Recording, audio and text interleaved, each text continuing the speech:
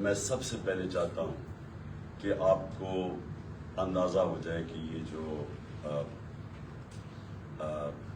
Attack کیا میرے اوپر، یہ جو مجھے مارنے کی یہ جو کوشش کی گئی، اس کی پہلے آپ کو پتا ہو، اس پہ میں مختلف چیزیں سن رہا ہوں کہ وہ فرینڈلی فائر ہے یا پتہ نہیں کیا ہے. تو میں چاہتا ہوں کہ ڈاکٹر فیصل آپ کو اسکرین پہ پہلے بتا دیں کہ یہ چوٹیں 4 گولیاں مجھے لگی ہیں، کدھر لگی، اس کے بعد پھر میں باقی آپ سے بات کروں گا. ڈاکٹر فیصل. السلام علیکم جی. میں اگلے چند لمحات میں آپ کو ایکس رے اور ان کے جو کچھ امیجز ہیں ان کے ذریعے، سی ٹی اسکین کے امیجز کے ذریعے بتانے کی کوشش کروں گا کہ جو خان صاحب کو چوٹیں آئی ہیں ان کی کیا نوعیت ہے اور وہ ایکس رے اور اسکین میں کس طرح سے نظر آ رہی ہیں. آپ کو سب سے پہلے تو آپ کی توجہ اس طرح دلاتا ہوں جس کی یہاں لکھا ہے رائٹ تھائی. یہ ایکس ریز ہیں 2 اور یہ دونوں جو ہیں یہ دائیں ٹانگ کے ہیں. ٹانگ کا جو اوپر والا حصہ ہوتا ہے یہ سائڈ سے ہے جس کو لیٹرل ویو بولتے ہیں، اور یہ سامنے سے ہے. آپ دیکھ سکتے ہیں کہ یہاں 2 1 اور 2 اور یہ وہی 2 آپ کو 1 اور 2 سامنے سے نظر آ رہے ہیں ٹکڑے یا گولیاں جو ہیں. یہ اگر ہم پھر ٹانگ کے نچلے حصے پہ چلیں تو آپ کو 2 علاوہ اس کے ٹکڑے اور گولیاں نظر آ رہی ہیں، ایک یہ اور ایک یہ دوسری والی. اور آپ نوٹ کریں گے کہ یہ جو دوسرا ہے اس نے ٹبیا کو، یہ جو ہڈی ہے ٹانگ کی نچلی جو اس کو ٹبیا بولتے ہیں، اس کے اوپر اس نے یہاں سے ڈیمیج کیا. اور جب آپ سائیڈ ویو دیکھیں تو واضح طور پہ نظر آتا ہے کہ جہاں اس نے فریکچر کاز کیا ہے، یعنی ہڈی کا ٹکڑا اکھیڑا ہے اس سے. پھر یہ جو ہے یہ بائیں سائڈ ہے، لیفٹ تھائی کی ایکس ریز ہیں. یہاں بھی آپ نوٹ کریں گے کہ یہ چھوٹے چھوٹے کچھ ٹکڑے ہیں جو ایک، بلکہ جو پیٹالا یہ جو چھوٹی ہڈی ہوتی ہے سامنے گھٹنے کے، اس کے بھی ساتھ ہے. یہ نسبتاً چھوٹے تھے اور انہوں نے شکر ہے بائیں سائڈ کے اوپر کوئی فریکچر کاز نہیں کیا. اچھا، اس کے علاوہ جو ہم آپ کو دکھانا چاہتے ہیں وہ یہ کہ یہ پھر سے دائیں ٹانگ نظر آ رہی ہے اور یہ جو بلٹ ہے یا جو اس کا فریگمنٹ ہے اس کے ساتھ یہ فریکچر ہوا واضح طور کے اوپر نظر آ رہا ہے. یہ دائیں سائڈ. اچھا، اسی طرح میں جو بہت اہم بات ہے آپ کو دکھانا چاہتا ہوں وہ یہ کہ اس اسکین کے اندر یہ جو آپ کو یہ دائیں ٹانگ ہے اور یہ جو لکیر نظر آ رہی ہے یہ یوں چلتی ہوئی، یہ والی یہ دائیں سائڈ کی مین جو آرٹری ہوتی ہے، شریان ہے یہ وہ ہے. اور اس کے آپ دیکھ سکتے ہیں کہ ادھر اور اس کے بالکل قریب دوسری طرف جو بلٹ کے فریگمنٹس ہیں وہ نظر آ رہے ہیں. اس سے واضح ہوتا ہے کہ یہ جو ہماری مین آرٹری گزر رہی ہوتی ہے، شریان گزر رہی ہوتی ہے، اس کے کتنے قریب یہ ٹکڑے موجود ہیں.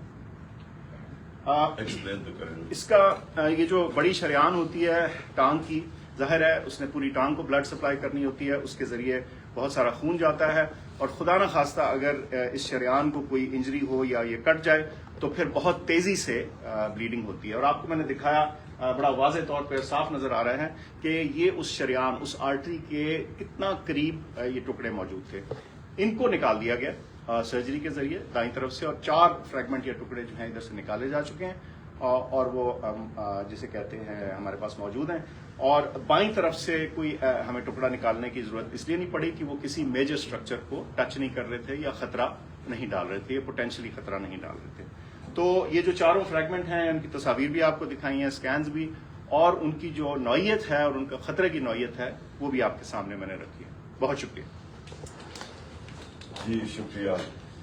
کون سا کیمرہ جس میں نے اس میں جی اچھا جی، اس کے اوپر تو میں بعد میں آتا ہوں کہ یہ جو اٹیک کیا گیا اس کی میں تفصیل آپ کو بعد میں بتاتا ہوں، کیونکہ مجھے ایک دن جانے سے پہلے پتہ چل گیا تھا کہ یا انہوں نے وزیر آباد اور یا گجرات میں پلان کیا ہوا تھا مجھے مارنے کا، اور تو وہ اس کی میں تفصیل آپ کو بعد میں بتاؤں گا.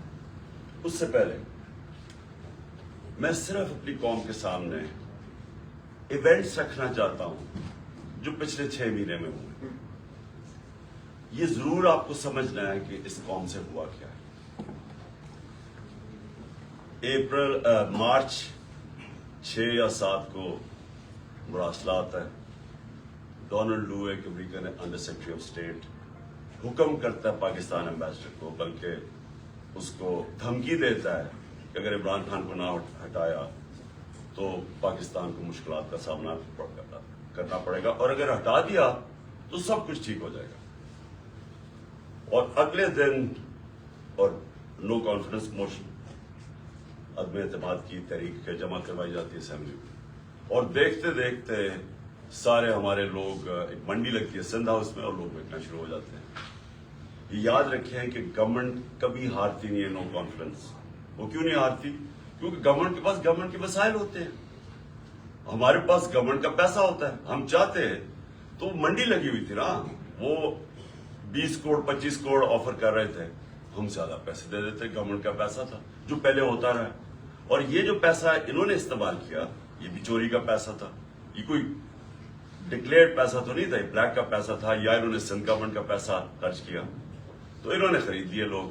ہم نے پرنسپل فیصلہ کیا کہ ہم اس آکشن کے اندر حصہ نہیں لیں گے، کیونکہ اگر ہم گورنمنٹ کا پیسہ استعمال کرتے ہیں تو ہم لوگوں کا پیسہ، عوام کا پیسہ چوری کرتے ہیں، جو عوام کی ان کا حق ہے. گورنمنٹ گر جاتی ہے. سارے سمجھتے ہیں کہ جناب اب تحریک انصاف کی قبر کھد گئی ہے، عمران خان ہمیشہ کے لیے گیا اور مٹھائیاں بٹے گی. لیکن پاکستانی قوم وہ کرتی ہے جو اس نے کبھی پہلے کیا ہی نہیں. تو 10 تاریخ کو، اور میں آپ کو خود کہہ رہا ہوں 10 اپریل کو، میں خود ہی حیران کہ جو شام کو سینز دیکھے، جو لوگ سڑکوں کے اوپر آئے، جس طرح لوگ نکلے. میں بشرا بیگم کے ساتھ بیٹھا تھا تو ہم خود حیران رہ گئے کہ یہ ہوا کیا. ہوا یہ کہ یہاں 90 کی دہائی میں 2 حکومتیں کرپشن میں نکالی گئی. جب وہ کرپشن میں جاتی تھی اور اسٹیبلشمنٹ نکالتی تھی، لوگ مٹھائی بانٹتے تھے. پھر جنرل مشرف آ گیا، 2 دفعہ کرپشن میں ان گورنمنٹس کو نہ کہ وہ خود اس نے مارشل لا لگا دیا. لوگوں نے مٹھائیاں بانٹی، لوگ ان کی کرپشن سے تنگ تھے، ان 2 جماعتوں کی. اس کے بعد جنرل مشرف نے ان کو NRO دے دیا، وہ واپس آ گئے. فیصلہ جنرل مشرف نے کیا NRO دینے کا جب اس کے پاس رائٹ ہی نہیں تھا کہ عوام کا پیسہ چوری. کرپشن کا مطلب ہوتا ہے عوام کا پیسہ چوری ہوگا، تو عوام کا پیسہ چوری ہوگا اور جنرل مشرف معاف کر دیتا ہے ان کو. وہ آ جاتے ہیں اور 10 سال 4 گنا پاکستان کا قرضہ بڑھتا ہے. کرپشن کیسز انہی دوروں میں ان کے بنتے ہیں. یہ جو اب NRO لے رہے ہیں 2، یہ 95% کرپشن کیسز اس 10 سال کے بنے ہوئے تھے. 4 گنا پاکستان کا قرضہ بڑھ جاتا ہے. مجھے لوگ ووٹ دیتے ہیں اس لیے کہ لوگ ان سے تنگ تھے. اور اس کے بعد وہی اسٹیبلشمنٹ فیصلہ کرتی ہے کہ اب چینج کی وقت آ گیا اور وہ ان کو واپس لے آتی ہے، اور یہی کانسپریسی ہوتی ہے باہر، ایک بیرونی کانسپریسی اندر، اور یہ فیصلہ ہو جاتا ہے. کہتے جی ہم نیوٹرل ہو گئے ہیں. نیوٹرل کا کوئی بھی مطلب لے لیں، مطلب تو یہ ہے کہ انہوں نے پتا تھا کہ سازش ہو رہی ہے، راستہ نہیں روکا. یہ آ جاتے ہیں. اب ہوتا کیا ہے، اسٹیبلشمنٹ کو اس ملک میں عادت پڑ گئی تھی کہ جدھر وہ لوگوں کو دھکیلیں گے لوگ ادھر چلے جائیں گے. جب وہ چینجز لے کے آتے ہیں مٹھائیاں بڑھتی ہیں. اسٹیبلشمنٹ کو یہ عادت تھی. ان کو ایک دھچکا پڑا کہ اس باری پاکستانی قوم نے فیصلہ کیا کہ نہیں، یہ جو 30 سال سے ملک کو چوری کر رہے ہیں ہم ان کے ساتھ نہیں جانا چاہتے، اور اس لیے وہ پبلک سڑکوں پہ آ گئے. میرے عوام سے میں اٹھا ہوا ہوں. میں نے تو کوئی بڑی کسی ملٹری اسٹیبلشمنٹ کے اندر میری پارٹی تو نہیں بنی تھی، جس طرح نواز شریف بنا تھا یا جس طرح ذوالفقار علی بھٹو بنا تھا. میں تو 22 سال سٹرگل کر کے عوام سے اوپر آیا تھا، تو میں نے تو عوام میں واپس جانا تھا. اور عوام نے جس طرح میں اب کیا کہوں، میری پذیرائی کی، جس طرح انہوں نے میری حوصلہ افزائی کی، میں تو خود ہی اس پہ بھی حیران رہ گیا. گرمی کی انتہا، یعنی اس باری اپریل اور مئی دنیا میں کہتے ہیں کہ پاکستان سب سے گرم ملک تھا، اتنی گرمی تھی. اور ایک سے ایک بڑا جلسہ پبلک نے آنا شروع ہو گیا. ہم نے لانگ مارچ اناؤنس کی 25 مئی کو. جب ہم نے لانگ مارچ اناؤنس کی تو انہوں نے 3 لانگ مارچز ہمارے خلاف کی. ہم نے سمجھا کہ آئین اور قانون ہمیں اجازت دیتا ہے، ہم نے ان کو کہیں روکا نہیں تھا، ہم نے ان کو اجازت دے دی، تو یہ بھی میں آنے دیں گے. انہوں نے جو تشدد کیا، جو لوگوں کے گھروں میں 2 دن پہلے راتوں کے 3 بجے جا کے انہوں نے جس طرح کا تشدد کیا، نہ چادر نہ چار دیواری، لوگوں کو اٹھا کے لوگوں کو جیلوں میں ڈالا، کس وجہ سے؟ اس کے بعد انہوں نے جب وہ پرامن احتجاج ہوا وہاں اسلام آباد میں، ان کے اوپر شیلنگ، فیملیز دیکھی ہوئی ان کے اوپر انہوں نے شیلنگ کی، اور ہم حیران کہ کیا ان کے لیے جائز ہے لانگ مارچ اور ہمارے لیے نہیں ہے؟ اوپر سے پہلے آپ بیرونی سازش کے تحت آئے، پھر سارے چوروں کو اوپر بٹھا دیں، ہم احتجاج کریں تو ہمیں بھیڑ بکریوں کی طرح ڈنڈے مارے۔ تو اس کے بعد انہوں نے سمجھا کہ پارٹی بالکل ہی ختم ہو جائے گی، ممی ڈیڈی پارٹی ہے، یہاں تو عورتیں بچے آتے ہیں، تو انہوں نے سمجھا کہ ختم ہو جائے گی، اور یہ سمجھے نہیں پاکستانی قوم، کیونکہ بند کمروں میں جب فیصلے ہوتے ہیں آپ کو نہیں پتا کہ گراؤنڈ کے اوپر کیا ہو رہا ہوتا ہے۔ جو انفارمیشن یہ لیتے ہیں، اگر ان کی انفارمیشن یہ کریکٹ ہوتی تو اس ملک میں اتنے زیادہ حادثے نہ ہوئے ہوتے۔ انفارمیشن کدھر سے آتی ہے؟ گراؤنڈ کا سچویشن نہیں پتا۔ جب دیکھ رہے ہیں کہ پبلک نکلی ہوئی ہے اور انہوں نے ریجیکٹ کر دیا ان کو، قوم نظر آ رہا ہے کہ امپورٹنٹ گورنمنٹ کو ریجیکٹ کر رہی ہے، بجائے وہ سائنس دیکھنے کے، جس طرح بھیڑ بکریوں کو مار مار کے سیدھے نہیں کرتے، وہ شروع ہو گیا کرنا۔ بائی الیکشن آیا 17 جولائی کو، 17 جولائی کے بائی الیکشن میں ساری گورنمنٹ کی مشینری استعمال ہوئی، الیکشن کمیشن نے ہر قسم کی دھاندلی کی ان کے لیے۔ ای وی ایم مشین اس نے اس لیے نہیں آنے دی کیونکہ ان دونوں پارٹیز نے جعلی ووٹس رجسٹر کروائی ہوئی ہیں ہر حلقے میں، نہیں تو کامن سینس ہے کہ ساری ٹیکنالوجی کا استعمال کریں۔ جو 2015 کے اندر جو جوڈیشل کمیشن بیٹھی تھی دھاندلی پہ، اس میں ایک چیز واضح ہوگی کہ اگر آپ ای وی ایم مشینز لے آئیں تو 90% دھاندلی ختم ہو جاتی ہے۔ انہوں نے جان کے نہیں آنے دی، اس الیکشن کمیشن نے روکا، ان دونوں پارٹیز انہوں نے مخالفت کی اور ہینڈلرز نے مخالفت کی، کیونکہ مینپولیٹ نہیں ہو سکتے الیکشن، اس کے بعد بٹن دباؤ تو رزلٹ آ جاتا۔ ہم حیران، ہم چاہ رہے فری اینڈ فیئر الیکشن، پہلی دفعہ گورنمنٹ نے کوشش کی اور انہوں نے اپوز کیا، اس کے باوجود پی ٹی آئی سویپ کر جاتی ہے، تحریک انصاف جیت جاتی ہے، سارے دنگ رہ جاتے ہیں۔ پھر بھی سائنس نہیں پڑھے کہ قوم کدھر کھڑی ہے۔ اس کے بعد مزید اور پریشر، دھمکیاں، اور اس کے بعد کیا ہوتا ہے کہ ایک چینج ہوتا ہے، ایک ہینڈلر آ جاتا ہے Islamabad, Faisal, general Faisal, major general Faisal, وہ کہہ کے آتا ہے کہ میں اب تمہیں بتاؤں گا کہ میں کیسے ان کو سیدھا کرتا ہوں، اور سختیاں شروع ہو جاتی ہیں۔ جو تحریک انصاف کے لیے میڈیا کور کر رہے ہیں ان کے لیے سختیاں، جو جرنلسٹ تحریک انصاف کو فیور کر رہے ہیں ان کے اوپر سختیاں۔ ہمارے ممبرز کو اپروچ کیا جا رہا ہوتا ہے کہ آپ ہمارے ایم پیز کو، یہ ذرا سن، ایم پیز کو ڈرایا دھمکایا جا رہا ہے کہ اس کو چھوڑو عمران خان کو۔ کیا ڈرایا دھمکایا جا رہا ہے کہ ہمارے پاس ہماری کرپشن کیسز ہیں، اگر وہ نہیں مل رہا ہے تو ہمارے پاس ویڈیوز ہیں، آپ کی گندی ویڈیوز ہیں، وہ ہم بلیک میل کرنے کے لیے۔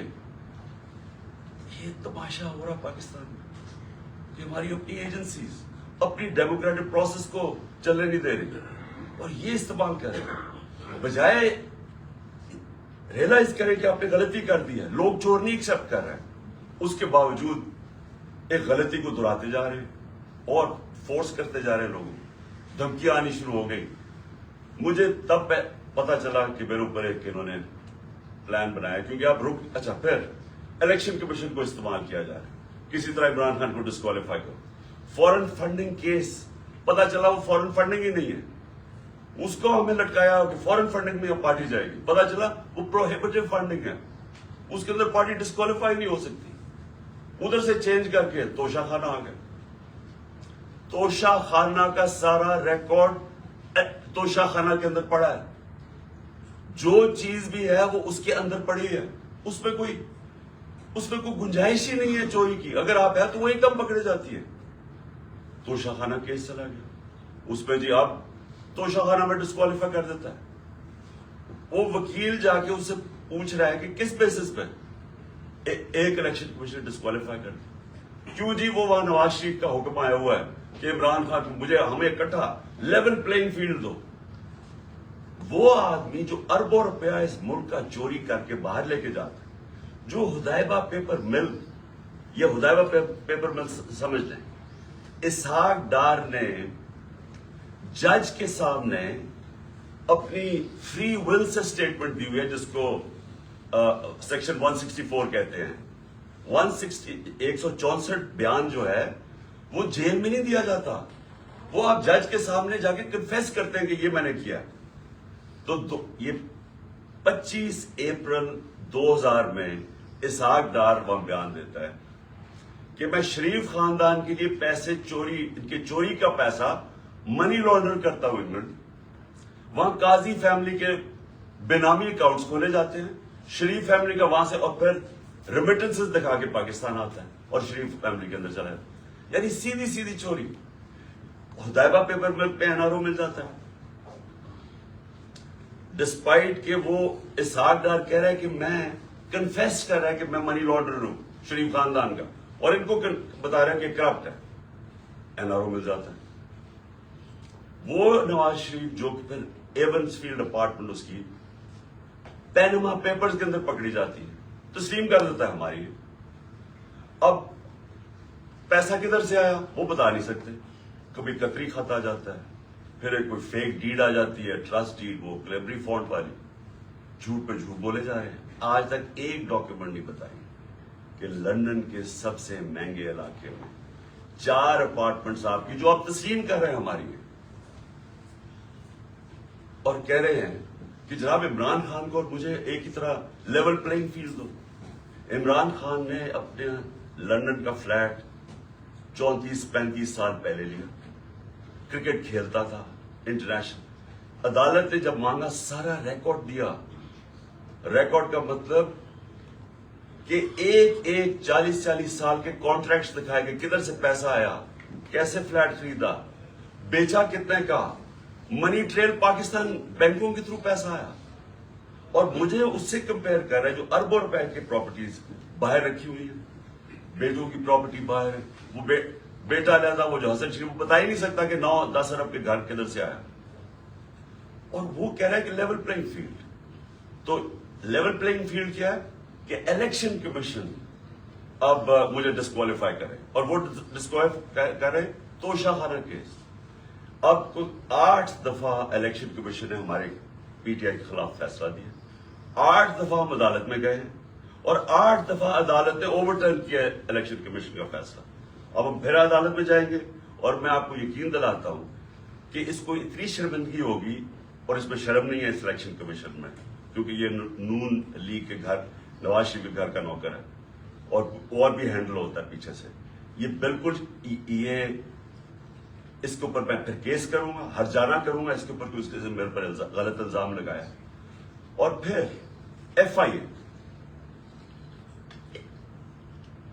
FIA کیسز کر رہی ہے.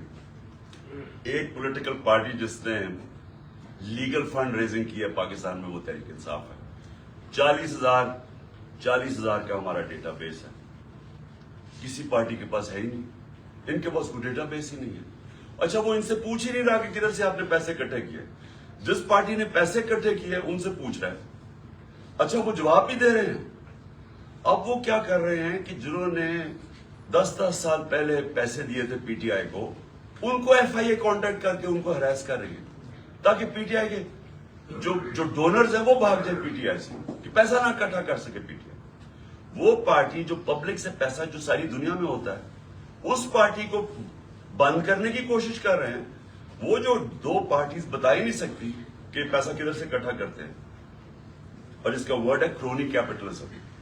یہ پہلے بزنس مین کے ساتھ بزنس کرتے ہیں, اور پھر ان سے پھر ان کو پیسے, ان کو موقع دیتے ہیں پیسے بنانے کا, پھر ان کے ساتھ یا پروفٹ شیئرنگ کرتے ہیں, اور پھر ان سے ڈونیشن لے لیتے ہیں. ان کے پاس تو ڈونر بیس کوئی نہیں ہے.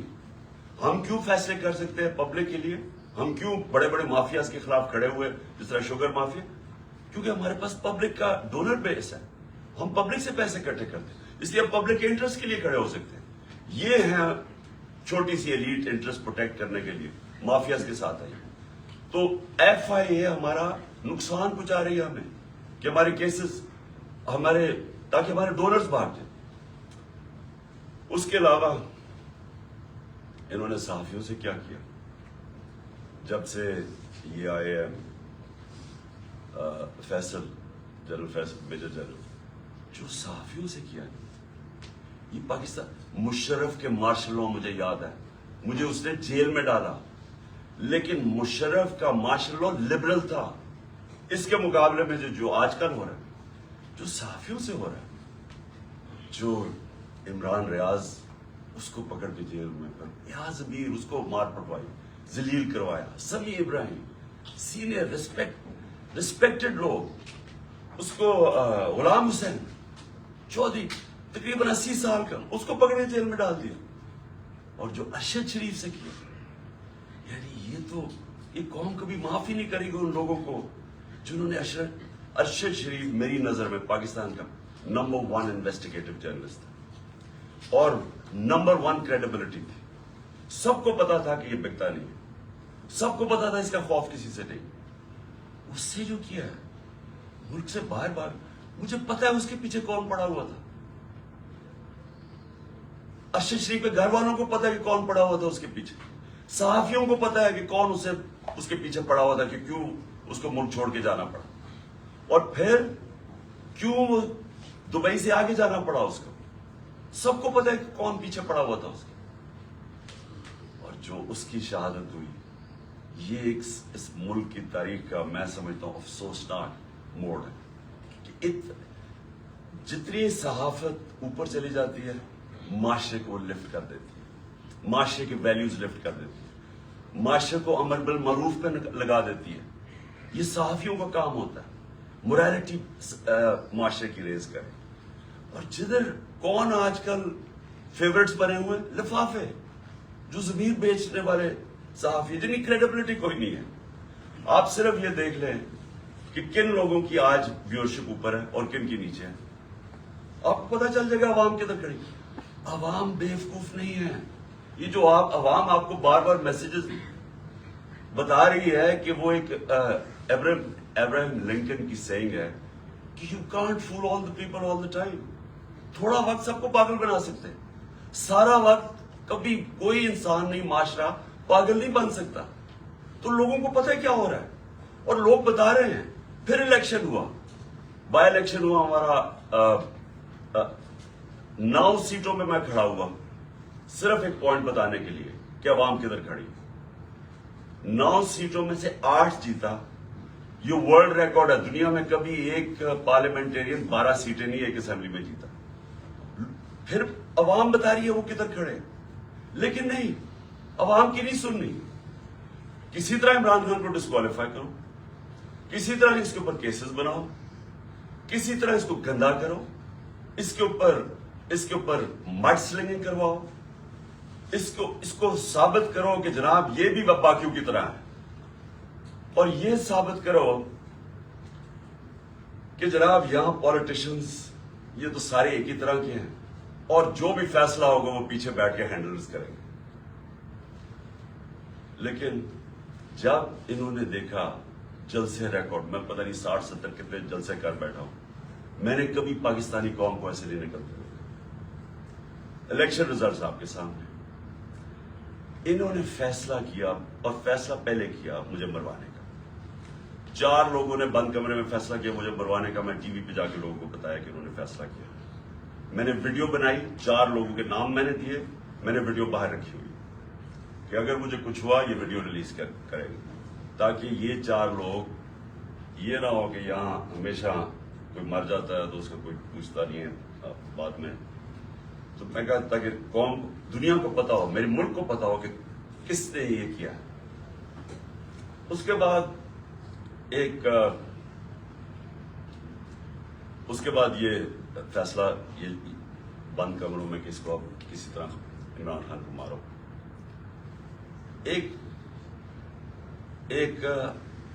اچھا، اور مجھے خبریں کدھر سے آتی ہیں اب میں یہ بھی آپ کو بتا دوں کہ مجھے کیسے پتا چلتا ہے. ایک تو میں گورنمنٹ میں 3.5 سال رہا، میری ریلیشن شپس ہیں اداروں کے اندر، لوگوں کو میں جانتا ہوں. ایجنسیز کے اندر لوگوں کو میں جانتا ہوں. ویسے جو اداروں کے اندر، سارے اداروں کے اندر جو باہری اکثریت ہے وہ سب متنفر ہے جو ہو رہا ہے پاکستان کے ساتھ. جو انہوں نے 6 مہینے میں کیا ملک کے ساتھ، جو مہنگائی کے اندر لوگوں کے حالات ہیں، معیشت نیچے جا رہی ہے، انڈسٹری نیچے جا رہی ہے، ایکسپورٹس نیچے جا رہی ہے، ٹیکس کلیکشن نیچے جا رہا ہے، ریمیٹنسز نیچے جا رہی ہے. جو کسان ہیں، جو ریکارڈ ہماری 17 سال میں گروتھ ریٹ تھی ایگریکلچر میں، زراعت میں 4.5%، وہ آج نیچے چلے گئے. تو لوگ ان سے تنگ ہیں اور لوگ مجھے بتاتے ہیں کہ یہ کیا سازشیں چل رہی ہیں. تو دوسری انہوں نے سازش کیا کی، انہوں نے، اور اس کے اوپر اب میں آنے لگا ہوں، یہ جو ہوا، یہ جو مجھے یہ گولیاں لگی، سازش کیا تھی؟ انہوں نے فیصلہ کیا کہ ایک ایسا سلمان تاثیر ٹائپ قتل کرو عمران خان. اس کے اوپر پہلے اسے کہو کہ جناب یہ اس نے مذہب کی توہین کی ہے یا توہین رسالت کی ہے. اس کے اوپر کوئی انہوں نے ٹیپس ٹوپس بنائی، انہوں نے وہ ریلیز بھی کی، وہ لوگ چلائے اور وہ نون لیگ کے لوگ اس کو پروجیکٹ کرنا شروع ہو گئے. پتا تھا مجھے کہ کون اس کو پروجیکٹ کر رہا ہے. ہمیں یہ اتنا آسان ہے آج کل کے زمانے میں پتہ چلوانا، کیونکہ یہ تو ڈیجیٹل ورلڈ ہے. آپ پتہ چلوا سکتے ہیں کس اکاؤنٹ سے چیزیں پروجیکٹ کی جا رہی ہیں. تو یہ پہلے تو یہ پروجیکٹ کیا گیا کہ عمران خان نے دین کی توہین کی ہے. اس کے بعد پلان ان کا یہ تھا، جو انہوں نے کیا اس دن یہ وزیر آباد میں، کہ کیا ان جی دینی انتہا پسند نے عمران خان کو قتل کر دیا جس طرح سلمان تاثیر کو کیا، کیونکہ اس سے کوئی مذہب کی توہین کرنا. یہ پلان بنا. میں نے یہ پلان جلسے کے اندر 24 سپٹمبر کو عوام کے سامنے رکھا، اور میں یہ چاہتا ہوں کہ یہ بالکل اسی اسکرپٹ کے اوپر ہوا جو کہ وزیر آباد میں ہوا. تو یہ پہلے ذرا میں چاہتا ہوں آپ سارے یہ ذرا ایک دفعہ دیکھیں کہ یہ ہوا کیا، یہ میں نے کیا کہا تھا 24 سپٹمبر. اور دوسری کوشش کر رہے ہیں، پہلے سے ان کا پلان بنا ہوا، میں آپ سب کو پہلے بھی بتا چکا ہوں. 4 لوگوں نے بند کمرے میں فیصلہ کیا مجھے مروانے کا، اور وہ لوگ ابھی بھی اس سازش پہ لگے ہوئے ہیں. انہوں نے دونوں مریم جو جھوٹ بولنے کی PhD دونوں کے پاس ہے، ان کو اور جاوید لطیف کو، انہوں نے ان سے پریس کانفرنس کروائی، اور پریس کانفرنس کروائی ایسی کہ عمران خان خدا نہ خواستہ اس نے مذہب کی توہین کی ہے.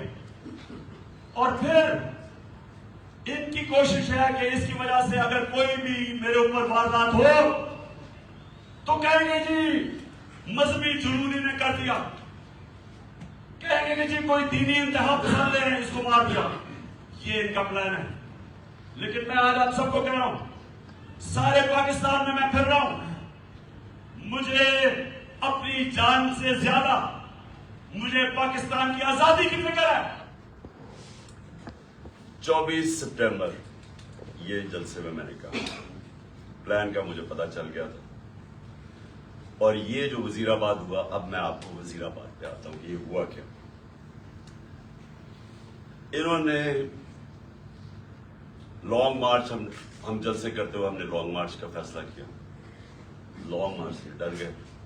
پبلک انہوں نے دیکھ لی تھی کہ ہمارے ساتھ ہیں، اور انہیں پتا تھا کہ میں نے اب جو غلطیاں کی تھی پچھلی باری، اور مجھے پتا چل گیا تھا ان کا پلان ہے، میں نے اب ایک اور پلان بنایا ہوا تھا. اور میں آج یہ ابھی اینڈ میں آپ کو بتاؤں گا کہ مارچ کا کرنا کیا ہے. لیکن مجھے پتا تھا کہ جو عوام نے نکلنا ہے اس باری، چاہے یہ جتنی مرضی پولیس بلا لیں، چاہے رینجرز بلا لیں، چاہے ٹیئر گیسنگ شیلز تیاری کر لیں، جب عوام کا سمندر نکلتا ہے، وہ کہتے ہیں no power can stop an idea whose time has come. جب ایک نظریے کا وقت آ جاتا ہے اس کو کوئی نہیں روک سکتا. تو ان کو مجھے پتا تھا کہ اسلام آباد میں، اور انشاءاللہ یہ میں ثابت کروں گا، اتنی پبلک نے آنا ہے کہ اس ملک کی تاریخ میں کبھی پبلک اتنی نکلی نہیں. اور وہ یہ بھی خوفزدہ تھے، ہیں بڑے بزرگ، آپ کو پتا ہے کرپٹ لوگ, دو قسم کے لوگ بڑے بزدل ہوتے ہیں, ایک ظالم اور ایک کرپٹ. یہ ہمیشہ بزدل ہوتے ہیں. کرپٹ اس لیے کہ انہوں نے پیسہ بچانا ہوتا ہے, کیونکہ انہوں نے چوری کا پیسہ بنایا ہوتا ہے, سارا وقت ڈر ہوتا ہے کہ کہیں چوری کا پیسہ نہ چلا جائے, اور وہ پھر اس پیسے کو بچانے کے لیے ہر انتہا پہ جاتے ہیں. اور دوسرے جو ظالم لوگ ہوتے ہیں, ظالم ہمیشہ بزدل ہوتا ہے کیونکہ وہ ڈرپوک ہوتا ہے, وہ ظلم کرتا ہے لوگوں کو. اب 3 لوگوں نے یہ پلان بنایا, اور مجھے کیا, یہ وہ 3 لوگ نہیں ہیں جو 4 لوگوں کے میں نے نام پہلے بتائے تھے جنہوں نے پہلے فیصلہ کیا تھا, جن کے اوپر میں نے ٹیپ بنائی. یہ 3 اور ہیں. مجھے کیسے پتا چلا؟ مجھے پھر اندر سے لوگوں نے بتایا. ایک دن پہلے, وزیر آباد سے پہلے, انہوں نے جب دیکھا کراؤڈز بڑھتے جا رہے ہیں, اور ایسے کراؤڈز کے کبھی پاکستان میں نظر نہیں آئے جی ٹی روڈ کے اوپر, انہوں نے پلان بنایا مجھے مارنے کا. اور یہی اسکرپٹ, دینی انتہا پسند کچھ کرے گا, عمران خان تو بڑا دین کے خلاف ہے, اس سے تو اسلام دشمنی کوئی نہیں ہے. یہ تو یہ پلان بن گیا. اور 3 لوگوں نے بنایا. سب سے پہلے رانا ثناءاللہ. رانا ثناءاللہ نے کیوں بنایا؟ کیونکہ رانا ثناءاللہ ایک قاتل ہے.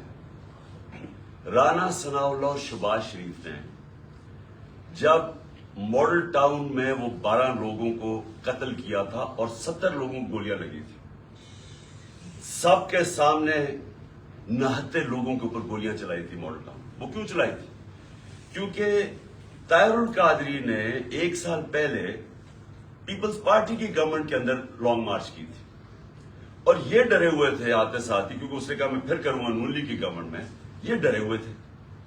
انہوں نے وہ جو ظلم کیا وہاں ماڈل ٹاؤن میں, یہ دونوں شہباز شریف اور رانا ثناءاللہ, اور یہ کیا کہنا چاہتے تھے؟ یہ پیغام دینا چاہتے تھے, خوف طاری کرنا چاہتے تھے کہ کہیں وہ اسلام آباد نہ آ جائے اور وہ پبلک نہ نکل آئے. تو انہوں نے وہاں لوگوں کو قتل کیا. یہ رانا ثناءاللہ, اس نے یاد رکھے لانگ مارچ سے بچنے کے لیے لوگ قتل کروائے تھے ماڈل ٹاؤن کے. اسی رانا ثناءاللہ کے اوپر عابد شیر علی, ان کے منسٹر کے باپ نے, کا 18 قتل کیے اس نے. قبضہ گروپ اور ہر قسم کی, یہ 2 نمبر کام کرتا ہے فیصلہ آباد میں, سب فیصلہ آباد جانتا ہے اس کو. تو ان کے اس کے لیے کوئی جان, انسانی جان کی اہمیت نہیں ہے. ان کے لیے صرف اپنے مقصد اور پیسہ اور چوری. دوسری طرف شہباز شریف کے اوپر ہیومن رائٹس واچ کی رپورٹ ہے, یا ایمنسٹی انٹرنیشنل کی رپورٹ ہے. 1990 یعنی 1997 میں جب چیف منسٹر تھا, اور 99 تک جب چیف منسٹر آیا, اس نے کوئی 900 قتل کروائے تھے پولیس مقابلے میں. عابد باکسر نے ٹی وی کے اوپر آ کے اسٹیٹمنٹ دی تھی کہ یہ کیسے لوگوں کو مرواتا تھا پولیس مقابلے میں. یہی شہباز شریف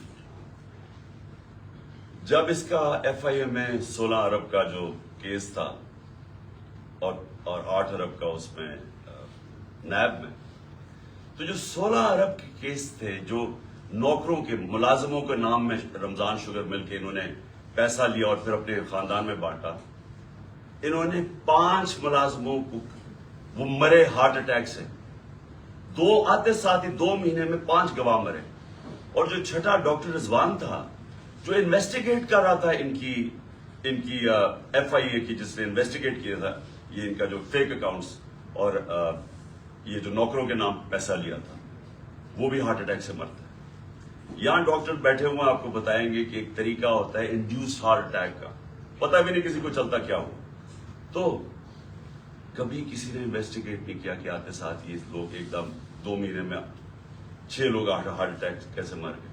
کبھی کسی نے یہ نہیں انویسٹیگیٹ کیا کہ رانا ثناءاللہ کے اوپر جو کوئی ایک کسٹم آفیسر کیا, وہ کوئی اس کا انویسٹیگیٹ, اس کی کوئی انویسٹیگیشن تھی, اس نے کیسے ایک دم خودکشی کر لی. اس کے بعد یہ 2 انہوں نے اس پلان کے اندر یہ شامل ہوئے, اور ساتھ مل گیا ان کے جنرل میجر جنرل فیصل. کیوں فیصل؟ اس لیے مل گیا, ایک تو ڈرٹی ہیری کہ اوپر وعدہ کر کے آیا تھا کہ فکر نہ کرو میں ان کو ٹھیک کرتا ہوں, آپ میرے پہ چھوڑ دیں, میں ان کو اس پارٹی کو ٹھکانے لگاتا ہوں. اور اس جو میں نے شروع میں بتایا کہ دھمکیاں یہ وہ جو اس نے ظلم کرنا ہے, سوشل میڈیا کے لوگوں کو, بچوں کو اٹھا لیں کہ تم نے یہ کیوں کیا, مار کے پھیٹا پوٹا لگا کے ان کو گھر لے آئے, گھر بھیج دیں. خوف پھیلایا ہوا کہ فکر نہ کرو, جس طرح ہم کوئی دشمن ہیں, ہم کوئی بیرونی لوگ ہیں جو کہ ملک کے غدار ہیں, اس طرح ٹریٹ کیا. تحریک انصاف جو مدد کرے یہ جناب فیصل صاحب ہم اس پہ کریں گے. اور اس نے کیا کیا, پہلے شہباز گل, اس کو اس نے اٹھایا, ٹارچر کیا,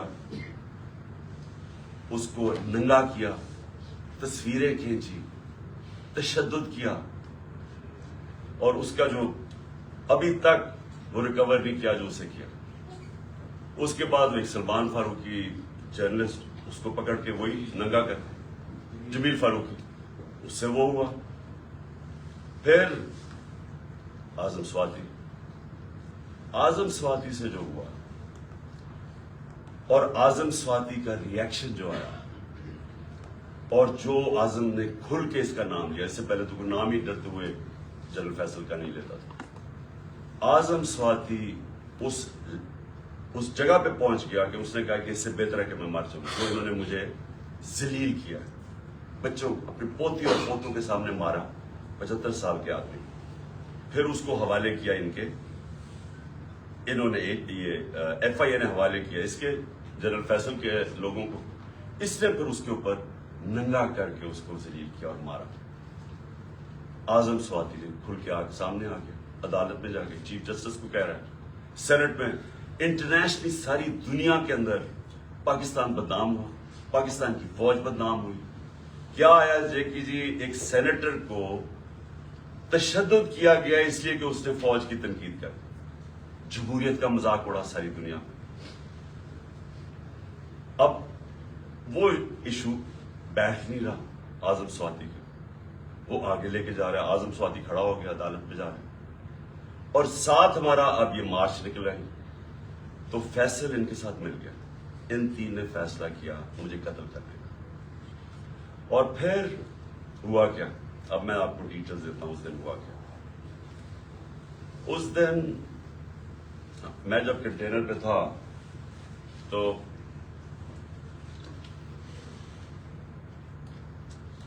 ایک دم گولیوں کا ایک برسٹ آتا ہے, میری ٹانگ پہ گولیاں لگتی ہیں, میں گر جاتا ہوں. اور جب میں گر رہا ہوتا ہوں تو دوسرا برسٹ آتا ہے. یہ ایک برسٹ ادھر سے آتا ہے اور دوسرا برسٹ آگے سے آتا ہے. 2 آدمی تھے, اور جب میں گر رہا ہوتا ہوں تو میرے اوپر سے گولیاں جاتی ہیں. یعنی کہ اگر یہ سنکرونائز کر دیتے, میرے خیال میں ان کا اس میں نے بچنا ہی نہیں تھا. اگر یہ دونوں جو میرے کنر نے اکٹھے اگر مارنا تھا تو اس نے ادھر سے مارنا تھا, تو یہ تو جدھر سے اس نے مارنا تھا, اس نے بچنا ہی نہیں تھا, کیونکہ سامنے سے مارنا تھا, وہ سائڈ سے مارا تھا. تو جب میں گر رہا تھا تو اوپر سے گولیاں گئی, اور پھر بھی کیونکہ میں گر گیا تھا, میرے خیال میں اس نے سوچا ہوگا, اوپر جو بیٹھا ہوا تھا اس نے سوچا کہ اب یہ مر گیا, اور وہ وہاں سے چلا گیا. اب جو چیز سمجھنے کی ہے وہ یہ کہ ایک تو پکڑا گیا جنونی, اس کو کہا جی یہ تو بڑا کوئی دینی جنونی, کوئی انتہا پسند ہے. یہ انتہا پسند نہیں ہے, اس کے پیچھے پورا پلان تھا.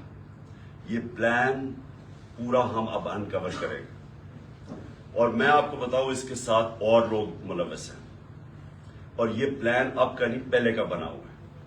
اور وہ جو اصل لوگ ہیں جنہوں نے وہاں سے گولیاں چلائی تھی, جنہوں نے اصل میں اس کا پھر بھی میں بچ جاتا, انہوں نے مارنا تھا, اور یہ آدمی اور ہمیں نقصان پہنچاتا. 2 ہیرو نہ نکل آتے, ایک تو شہید معظم, میں اس کو آج سلام پیش کرتا ہوں, 2 بچوں کے ساتھ گیا ہوا, وہ میری, اور دوسرا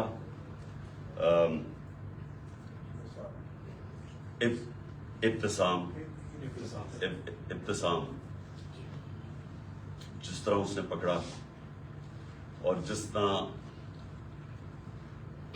اس کی اگر دلیری نہ ہوتی تو اس نے تو اور اس نے بس مارنے تھے تو اور تباہی کر سکتا تھا. 11 لوگوں کو گولیاں لگی اور ایک ہمارا موزم شہید ہوا.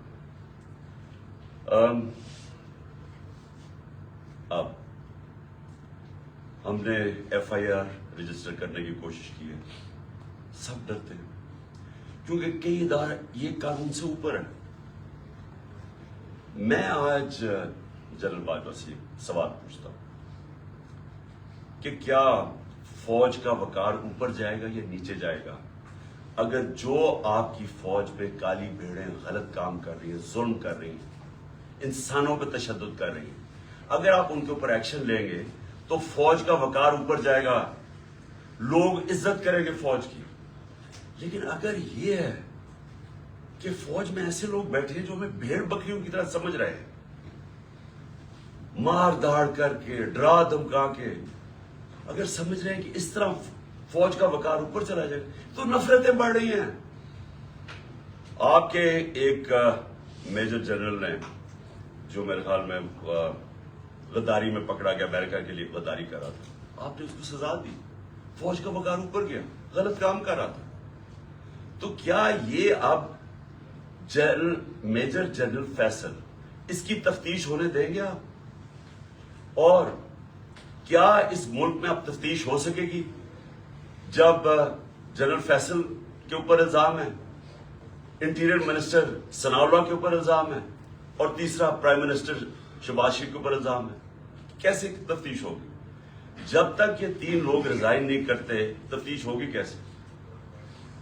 اور ادھر میں جنرل باجوہ آپ سے بھی فوج کے وقار کے لیے کہہ رہا ہوں کہ یہ پاکستانی فوج کو نقصان پہنچا رہے ہیں.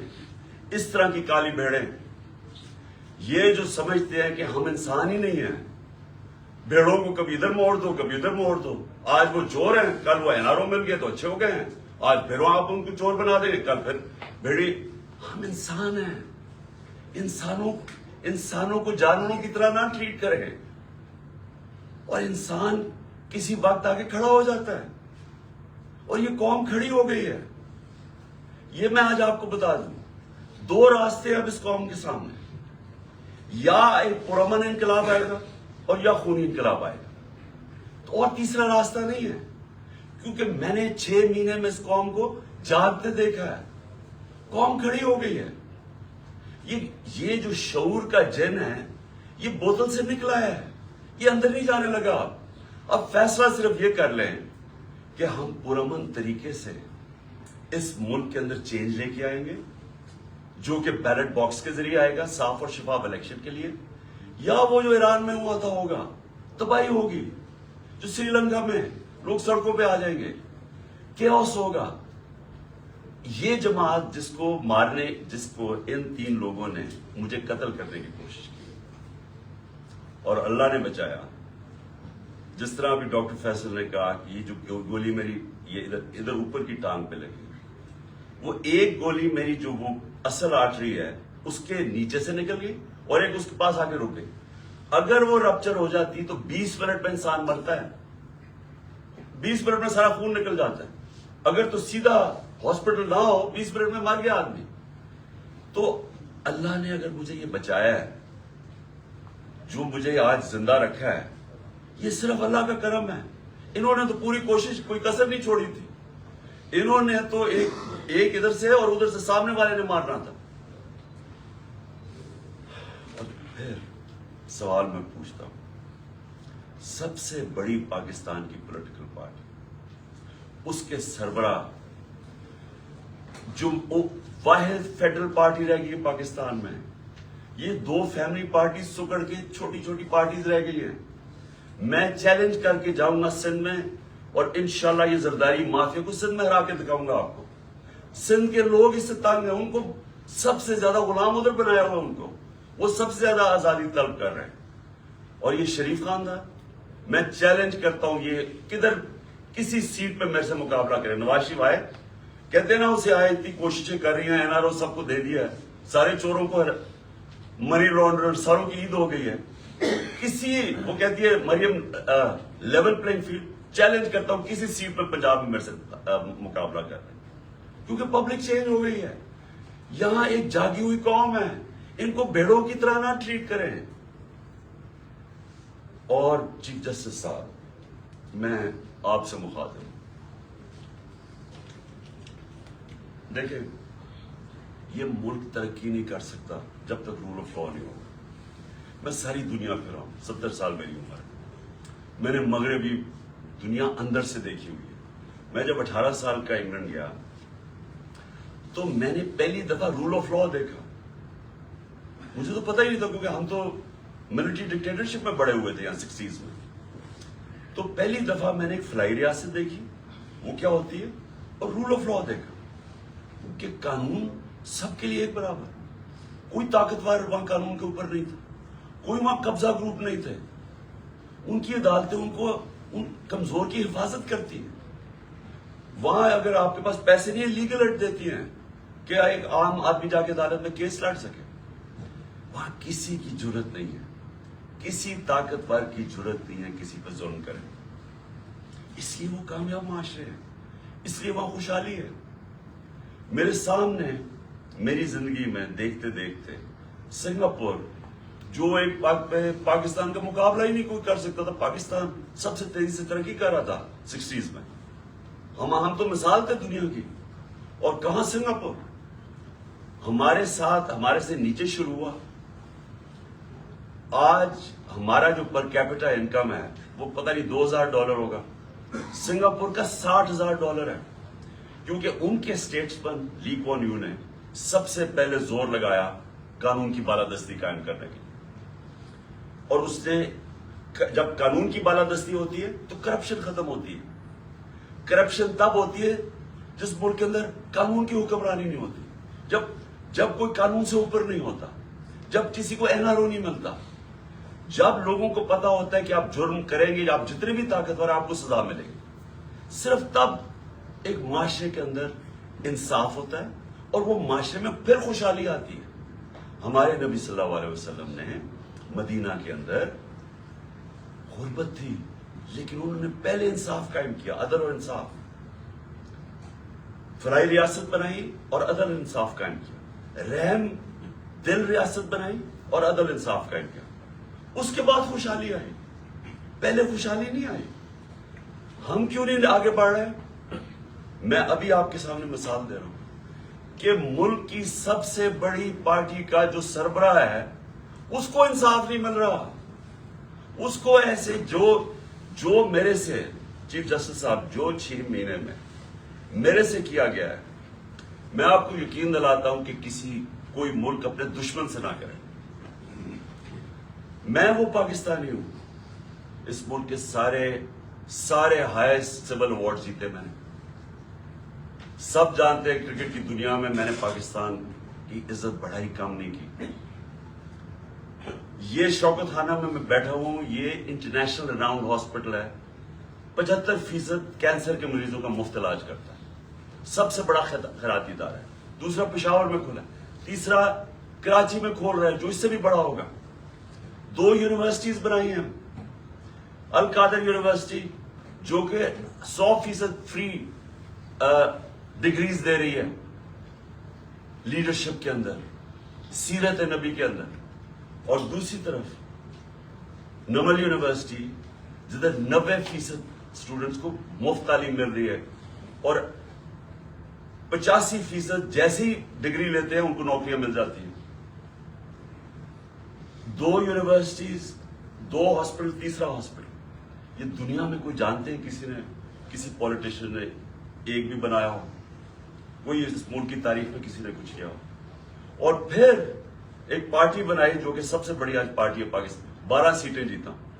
اگر میرے سے یہ ہو رہا ہے, میرے گھر کے اوپر میرے نوکروں کو پیسے دیے گئے میرے خلاف جاسوسی کرنے کے لیے, ڈیوائس رکھنے کے لیے, گھر کے نوکروں کو میری فون کالز, جو میری پرائم منسٹر کی فون کالز تھی ان کی ریکارڈڈ کر کے ریلیز کی گئی ریکارڈنگ, آفیشیل سیکرٹس ایکٹس کی وائلیشن ہے.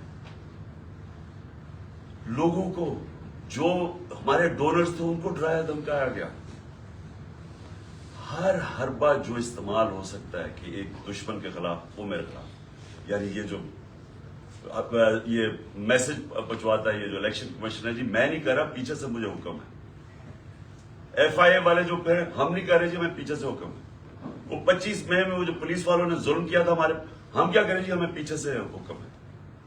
یعنی یہ ایک پاکستان کی جمہوری پارٹی سے مذاق ہو رہا ہے، ظلم ہو رہا ہے.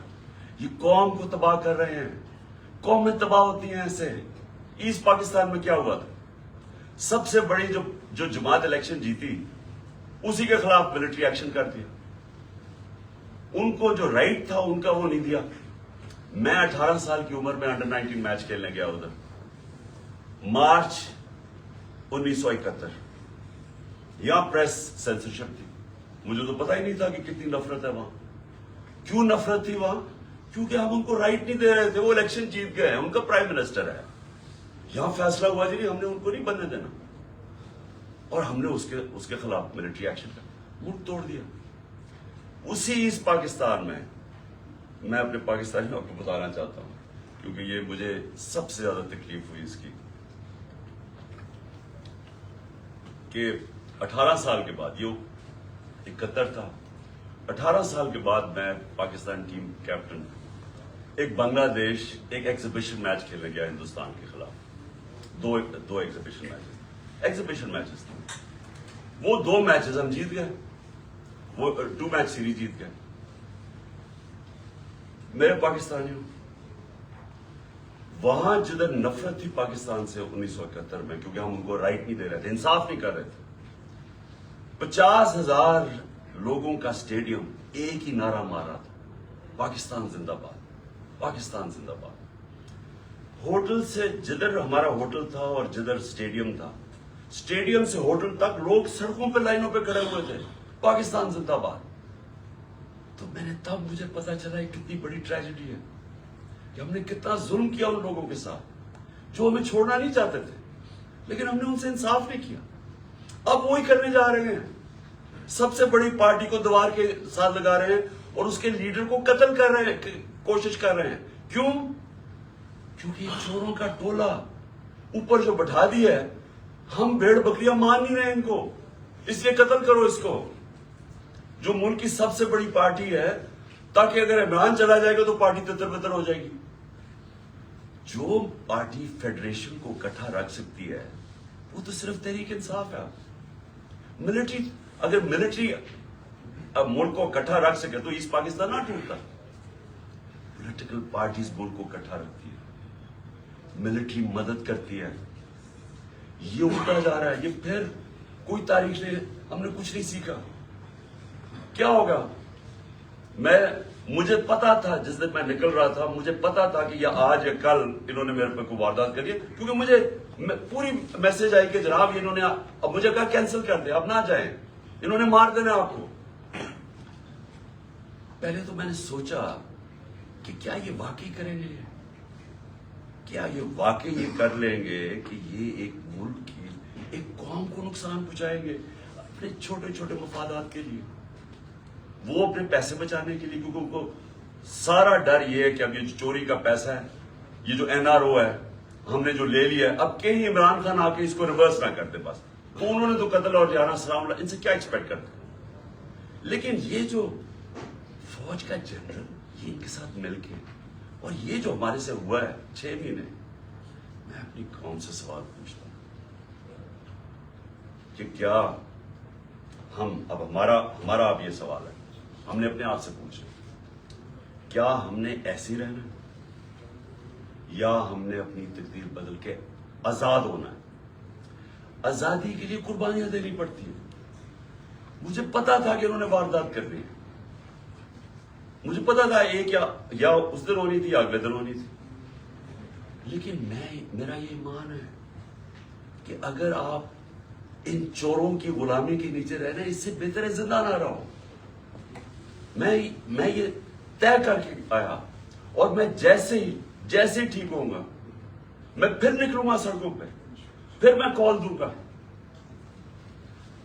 پھر اسلام آباد کی میں کال دوں گا.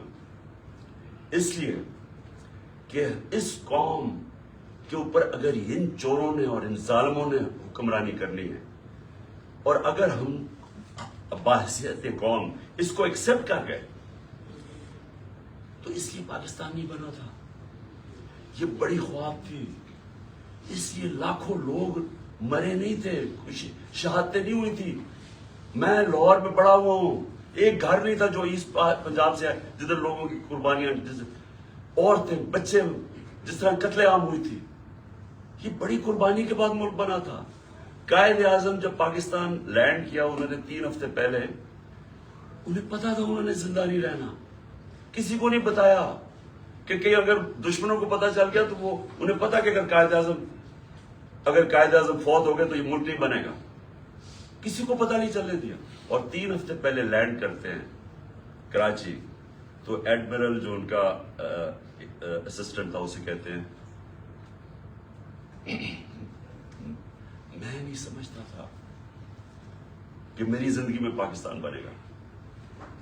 इसलिए नहीं बना पाकिस्तान कि चोरों की हम गुलामी करें, ये जालिमों की जो लोगों पे तशद्दुद करते हैं। आपको पता है आजम स्वाति को जब उसके ऊपर तशद्दुद कर रहे थे, उसे क्या कह रहे थे कि ये इमरान खान को बताओ कि उसको हम इस तरह नंगा करके मारेंगे। ये हमारे लोग हैं, ये इस मुल्क की सिक्योरिटी के लिए हैं, और ये उसको कह रहे हैं उसको कि इमरान खान को पैगाम दो कि उसको इस तरह हम नंगा करके मारेंगे। पिंडी का वो मिस्टर वाई जो मुल्तान का है, मिस्टर वाई बैठा हुआ है, वो हमारे एमपीज को बुला के कह रहे हैं कि देखो ये पीटीआई की कोई फ्यूचर नहीं है और इमरान खान को तो हमने वो करना है जो आजम स्वाति से किया। यानी ये हमारे लोग हैं। जनरल बाजवा जागे, ये मुल्क तबाही की तरफ जा रहा है। ये अगर आपने इनके ऊपर काली भेड़ों पे एक्शन ना लिया, ये नफरतें बढ़ती जाएंगी, ये कौम टूटने की तरफ जाएगी। इमरान खान को जब अल्लाह ने लेके जाना है, मैं तो तैयार हूं उसके लिए। मुल्क का सोचें, अपनी जात से निकल जाए बाहर कि जी छोटे छोटे मफादात के लिए, अपनी जात के लिए, ये चोरों ने तो अपने पैसे के लिए, हम अपने मुल्क को कुर्बान कर रहे हैं। जो लोग सड़कों पे हैं, इनकी शक्लें देखें, इनकी आंखें देखें, आपको नजर आएगा कि ये तलाश में है कि वो पाकिस्तान जिधर ये आजादी से रहे, जिधर कोई किसी को इजाजत ना हो कि कमजोर के ऊपर कोई जुल्म करे। थाने कचहरी के अंदर बेचारा गरीब आदमी ठोकरें खाता फिरता है, उसको इंसाफ नहीं मिलता, उसकी जमीनों पे कब्जे हो जाते हैं। और ये बड़े बड़े डाकू हर बारी आके अपनी सारी चोरी माफ करवा लेते हैं। 1100 अरब रुपए की ये चोरी माफ करवा रहे हैं अपने, 1100 अरब रुपए का एनआरओ ले रहे हैं, मुल्क को तबाही के अंदर डाल के, माइशत तबाह करके, महंगाई में लोगों को फंसा के, और सिर्फ अपने पैसे बचाने के लिए एनआरओ ले रहे हैं। और इनको कोई फिक्र ही नहीं है, मुल्क को जो मर्जी हो, इनके तो पैसे बाहर पड़े हुए हैं। इनके लिए हमें हमारे ऊपर तशद्दुद किया जा रहा है, जिसका जीना मरना पाकिस्तान में, जिनके पैसे ही बाहर पड़े हुए हैं, जो ईदें बाहर हैं, जिनकी शॉपिंग बाहर है, बच्चे बाहर हैं, जिन्होंने जायदादें बाहर बनाई हुई हैं, बिलियंस ऑफ डॉलर की प्रॉपर्टी है, उनके लिए हमें कुर्बान कर रहे हैं। और गद्दार फिर कौन रहा? कौन है पाकिस्तान का गद्दार? मेरे ऊपर गद्दारी का पर्चा कर दिया, शहबाज गिल के ऊपर कस्टोडियल टॉर्चर हुई, ये दुनिया में बैंड है। उसके ऊपर मैंने आवाज उठाई और मैंने कहा कि जिसने रिमांड में भेजा उस आदमी को जिसके ऊपर कस्टोडियल टॉर्चर हो, उसके ऊपर कानूनी कार्रवाई करेंगे। मेरे पे दहशतगर्दी का पर्चा लगा दिया। तो ये पाकिस्तान किधर जा रहा है? हम वो खुद भूले ना, जो कौम अपने नजरिए से हटती है वो मर जाती है। हमारा तो नजरिया था, हमारा नजरिया है इस्लामी फलाई रियासत, जो मदीना की रियासत के ऊपर बेस करनी थी। इलामा इकबाल की शायरी तो पढ़ने सारी, वो सारा वक्त जगाता रहा इलामा इकबाल, गुलाम मुसलमानों को जगाने की कोशिश कर रहा था कि गुलामों की कोई जिंदगी नहीं है, परवाज सिर्फ शाहीन आजाद की है। और आजादी तब आती है जब इंसाफ मिलता है। इंसाफ जब तक नहीं मिलता वो कौम आजाद नहीं होती। या इंसाफ ही नहीं है चीफ जस्टिस साहब। यहां मैं आपको गारंटी करता हूं कि جب تک یہ ریزائن نہیں ہوں گے تفتیش ہی نہیں ہو سکتی. تینوں تو وہ ملوث ہیں جن کے نیچے تفتیش ہے. تو چیف جسٹس صاحب اس ملک کو بچائے. آپ کی بڑی ذمہ داری ہے. اللہ جتنا بڑا ہمیں مقام دیتا ہے اتنی بڑی ہمیں ذمہ داری ڈالتا ہے. آخرت میں ہماری ججمنٹ ہوگی کہ ہم جو اللہ نے ہمیں نعمتیں بخشی ہیں ان کو ہم نے کیسے استعمال کیا ہے, اپنی ذمہ داری انسانیت کے لیے پوری کی یا نہیں کی. اللہ آپ سے پوچھے گا کہ یہ جو اعظم سواتی جو اسے ہوا ہے کہ کوئی سو موٹو ایکشن نہیں لینا تھا. کیا یہ جو شہباز گل سے ہوا ہے کوئی آپ کی ذمہ داری نہیں ہے, کوئی رول آف لا نہیں ہے اس ملک میں, وہ تو آپ نے امپلیمنٹ کرنا ہے. اگر طاقتور کے لیے ایک قانون ہے, کمزور کے لیے دوسرا ہے, ملک کی تو فیوچر ہی کوئی نہیں ہے. کیونکہ میرے نبی صلی اللہ علیہ وسلم نے 1500 سال پہلے تقریباً انہوں نے کہہ دیا تھا کہ وہ قومیں جو کمزوروں کو, چوروں کو جیلوں میں ڈالتی ہیں اور طاقتور ڈاکوؤں کو پکڑتی نہیں ہیں وہ تباہ ہو جاتی ہے. آج ساری جو ڈیولپنگ ورلڈ ہے وہ کیوں غریب ہے؟ کیونکہ وہاں طاقتور قانون کے اوپر ہے. اور اگر سنگاپور اوپر گیا تھا تو ان کے اسٹیٹسمین نے طاقتور کو قانون کے نیچے لے, اس کی سٹوری پڑھ لیں کہ کیسے اس نے سنگاپور کو اٹھایا. پہلے انصاف لے کے آیا, انصاف سے کرپشن ختم ہوئی اور اس کے بعد خوشحالی آ گئی.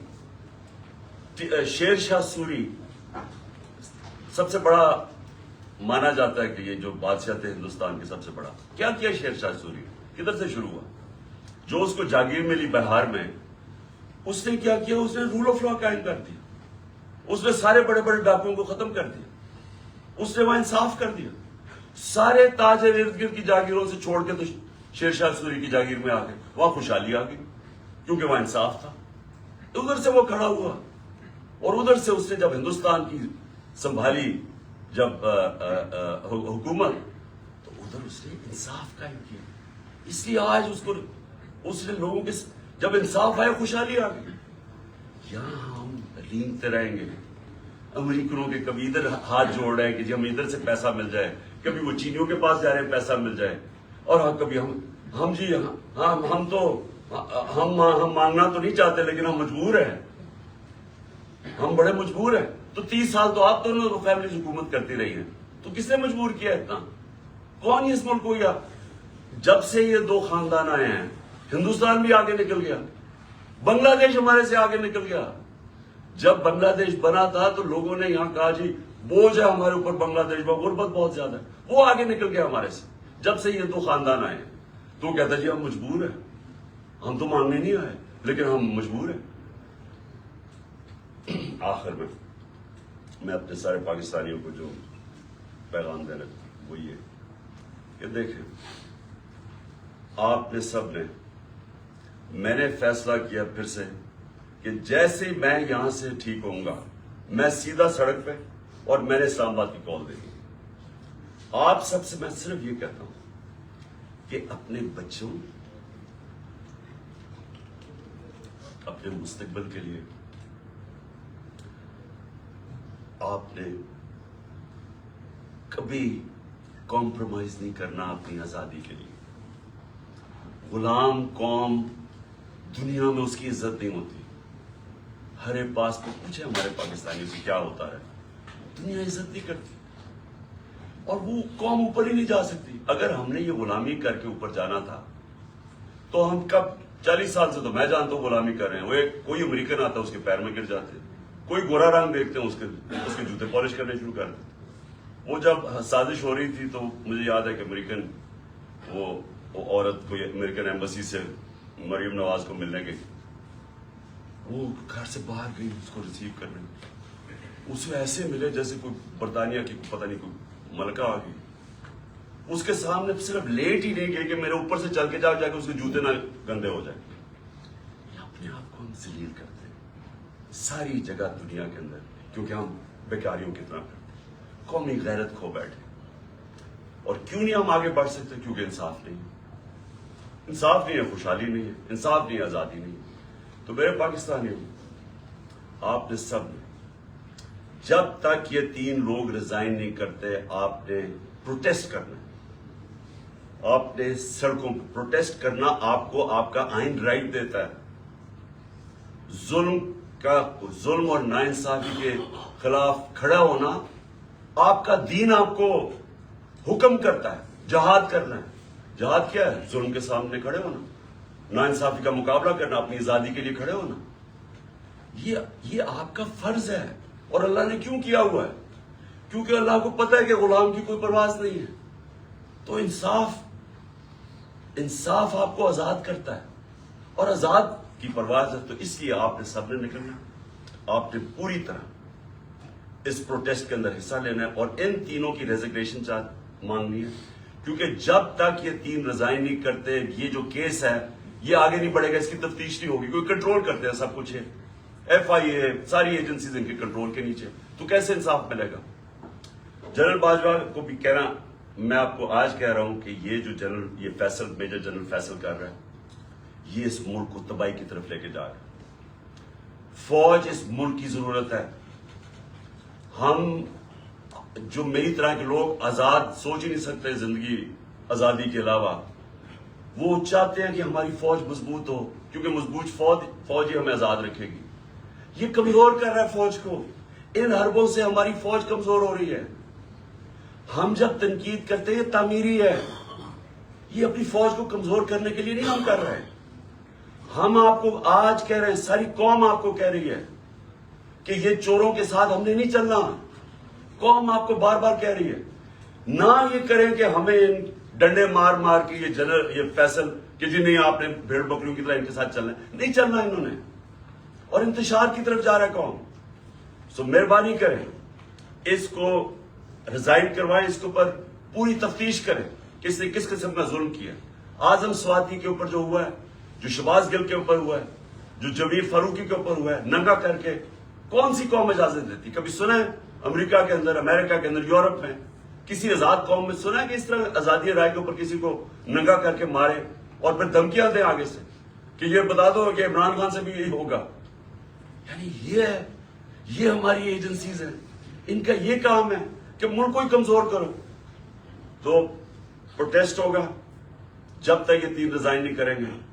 جیسے میں ٹھیک ہوں گا، میں سڑک پہ پھر آ رہا ہوں، اور میں اسلام آباد کال دوں گا، آپ تیار رہیں۔ انشاءاللہ اللہ نے مجھے بڑا بچایا ہے، مجھے ایک نئی زندگی دی ہے، اور میرے میں عزم دے دیا ہے کہ میں اپنی قوم کی آزادی کے لیے پوری طرح لڑوں۔ پاکستان زندہ باد۔